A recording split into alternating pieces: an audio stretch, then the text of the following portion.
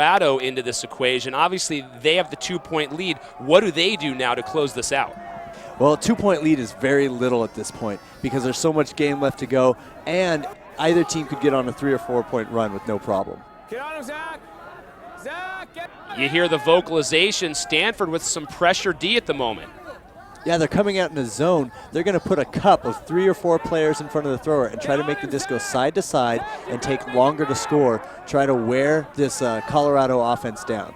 Well, speaking of zone defense, does that leave them open long? I mean, is that the time for Colorado to huck it? Just like person-to-person defense, there are different ways of playing the zone. Right now, Stanford has, there's a big over-the-top throw to Bo. He's a big target.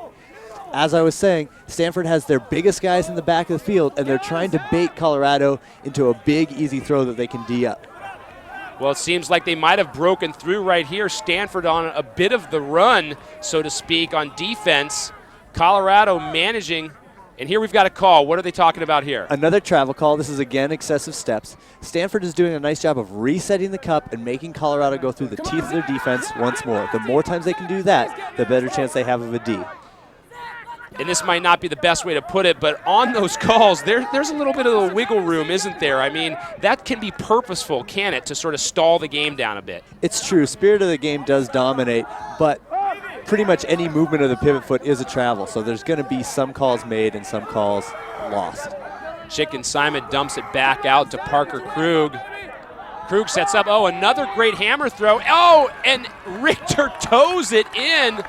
A great job by the Mama Bird, but it looks like there's some question, Ben. What's up? Nobody's coming onto the field. Something must have been called. It looks like this disc is going back to Parker, and he's called a travel. You can see as he sets up to throw the hammer, he switches his pivot foot.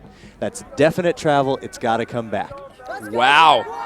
The technicality, but as you say, it without a doubt gave him an advantage to complete that throw, so it does indeed come back. No score for the Mama Bird. The score stays 8-6. Crossfield throw right there.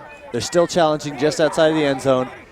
Going into this zone, anytime you get it into the middle of the zone, you give yourself more options. That's what they're doing with Kittredge and Ackley right now. Kittredge so tall in the center there, giving the Mama Bird so many options, doesn't it? It does. Unfortunately, he's got happy feet, and he gets called for another travel.